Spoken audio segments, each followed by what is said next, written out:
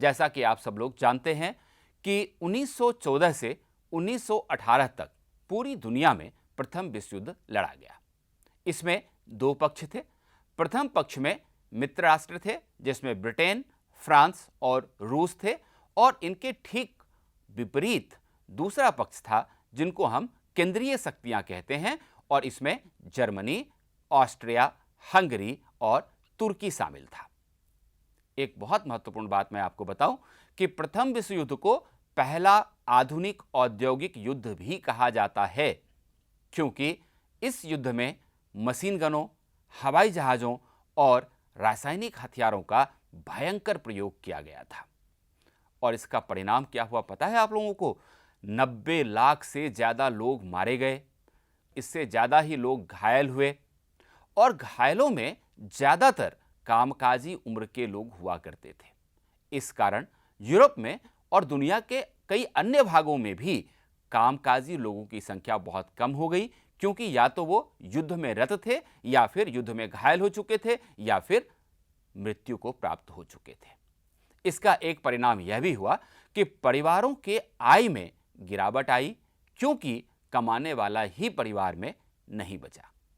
पुरुष युद्ध में थे, अतः महिलाओं को भी घर से बाहर काम करने के लिए निकलना पड़ा, और महिलाओं के ऊपर इसका दोहरा बोझ पड़ा, क्योंकि उन्हें घर का काम भी करना ही पड़ता था और साथ में उनको बाहर भी काम करना पड़ गया।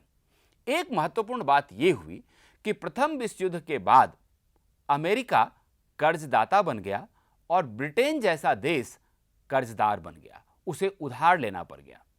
साथ ही उत्पादन, चाहे वो कृषि उत्पादन हो या फिर औद्योगिक उत्पादन हो, उत्पादन गिरना शुरू हो गया, और उत्पादन के गिरने से बेरोजगारी बढ़नी शुरू हो गई। कृषि आधारित अर्थव्यवस्थाएं जिन जिन देशों में थीं वो संकट में थीं, क्योंकि कृषि के उत्पादन के गिरने के कारण ग्रामीण आय में कमी हो गई और किसान भी गहरे कर्ज के संकट में फंसता चला गया। अब हम ये समझने की कोशिश करें कि प्रथम विश्व युद्ध के बाद किस तरह से वैश्विक अर्थव्यवस्था में सुधार किया गया। तो प्रथम विश्व युद्ध के बाद अमेरिका में सुधार की गति काफी तेज रही, और इसका एक बहुत ही महत्वपूर्ण कारण था बृहत उत्पादन। इसका एक महत्वपूर्ण उदाहरण है हेनरी फोर्ड के द्वारा बृहत स्तर पे कार का उत्पादन किया जाना। 20 के दशक में यूरोप में भी इस उत्पादन पद्धति को अपना लिया गया, जिससे इंजीनियरिंग पर आधारित जितनी भी वस्तुएं बनती थी उनकी लागत और उनके कीमत में कमी हुई।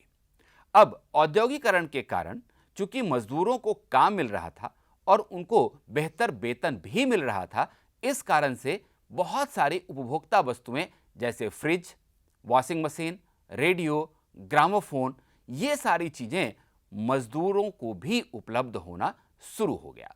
लेकिन एक खास बात यह थी कि ये सारी चीजें हायर परचेज व्यवस्था पर खरीदी जाती थीं, यानी कि कर्ज लेकर खरीदी जाती थीं।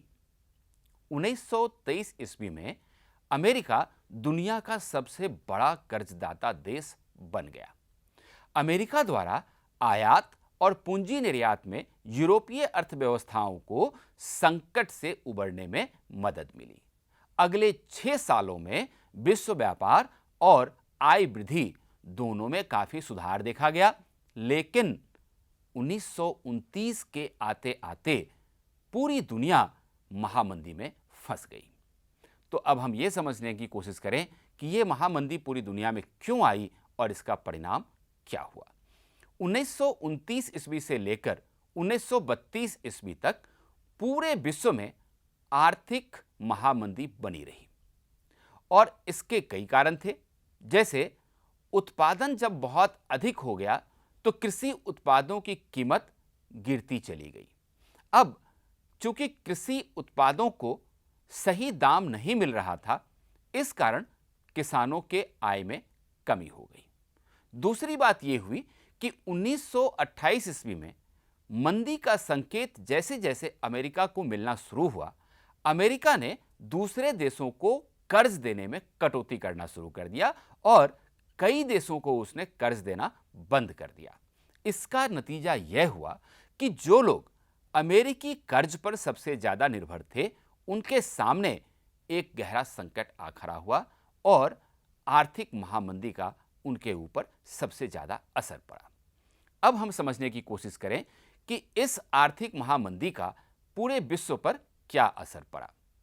सबसे पहली बात, अगर हम यूरोप की बात करें तो यूरोप के कई बैंक बर्बाद हो गए, क्योंकि जिन लोगों ने बैंकों से लोन लिया था, अब वो बैंकों का पैसा वापस करने की स्थिति में नहीं थे। इसलिए जब उन्होंने लोन वापस करना बंद कर दिया तो बैंकों की आमदनी का जो साधन था वो बिल्कुल खत्म हो गया और इस कारण से कई सारे बैंक बंद हो गए। अगर दूसरे देशों के ऊपर हम ध्यान दें तो पता चलता है कि कई देशों की मुद्रा बिल्कुल गिर पड़ी, उनकी कीमत बहुत ही निचले स्तर पर पहुंच गई और उसका नुकसान औद्योगिक उत्पादन के साथ साथ कृषि उत्पादन पर भी देखने को मिला। लैटिन अमेरिका की अगर हम बात करें तो यहां पर में कृषि और कच्चे माल की कीमतें बिल्कुल ही निचले स्तर पे पहुंच गईं और अमेरिका ने आयातित पदार्थों पर 2 गुना अधिक सीमा शुल्क लगा दिया, जिससे विश्व व्यापार की कमर पूरी तरह से टूट गई।